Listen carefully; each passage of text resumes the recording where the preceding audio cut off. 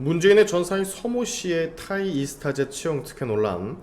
검찰은 현재 이 사건을 당초 항공사 배임 횡령 사건으로 칭하다가 최근 항공사 특혜 채용 및 전직 대통령 자녀 해외 이주 지원 사건으로 부르고 있습니다. 2018년 문재인은 이상직을 중소벤처기업진흥공단 이사장에 취임을 시켰고, 그 대가성으로 당시 문재인 딸 문다혜 씨의 사위였던 서모 씨를 이상직이 설립한 태국계 저비용 항공사인 타이 이스타젯에 취직을 시켰다라 검찰은 보고 있어요.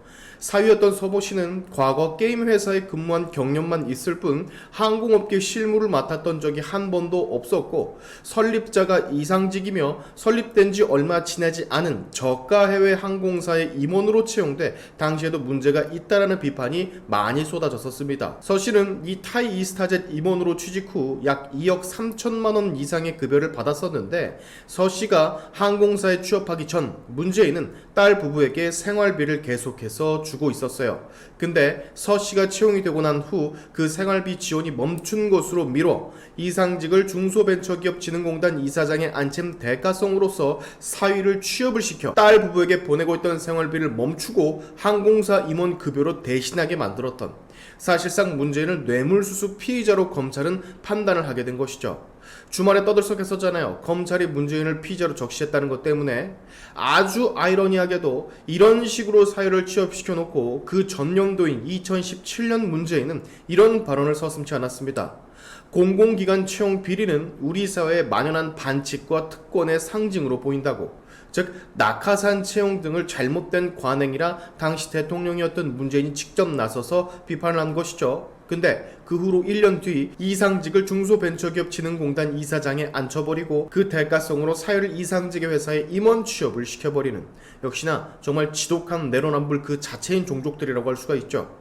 자, 문재인의 딸 문다혜 씨는 해당 사건으로 인해 검찰로부터 압수수색을 당했고, 본인의 SNS에 이런 심경을 토로했습니다. 아무도 없는 숲속에서 커다란 나무가 쓰러졌다. 쿵 소리가 났겠는가 안 났겠는가. 개구리가 되어 보면요, 머리는 빙빙 돌고 몸은 늘어져가고 숨은 가늘어지는데도 그 돌을 누가 던졌을까, 왜 하필 내가 맞았을까, 그것만 되풀이하게 돼요. 자, 무심코 던진 돌에 개구리가 맞아 죽는다라는 말을 인용해서 본인을 개구리라 칭하고 있는 거죠.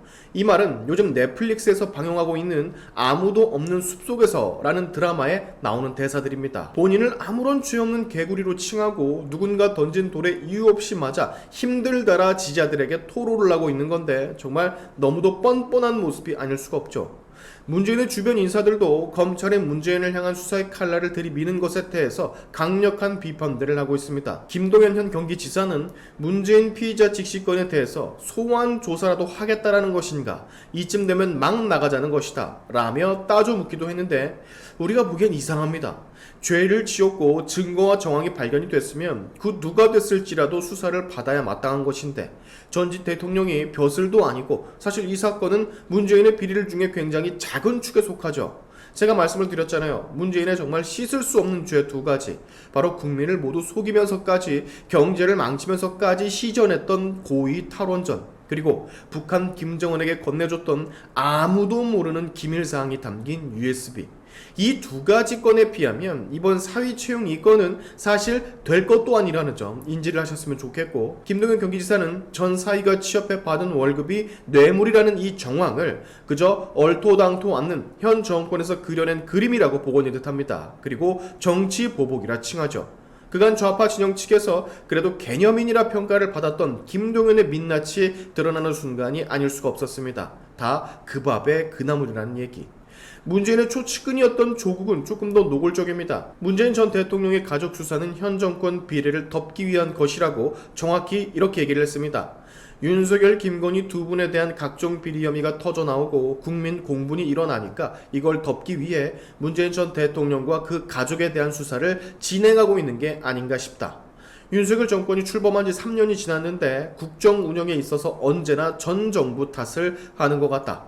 전직 대통령에 대한 수사를 3년째 계속한다는 게 도대체 도리에 맞는 일이냐. 네. 얼마나 사법방해를 했으면, 얼마나 사법부가 그간 썩었었으면 이 간단한 전직 대통령의 비리들을 왜 아직까지 수사해야 되는 걸까? 우리는 이렇게 생각을 하는데, 국가 채무 400조를 늘려놓고 전 정부 탓을 그만하라고 말하는 이 인간을 대체 어떻게 해야 할까 싶습니다.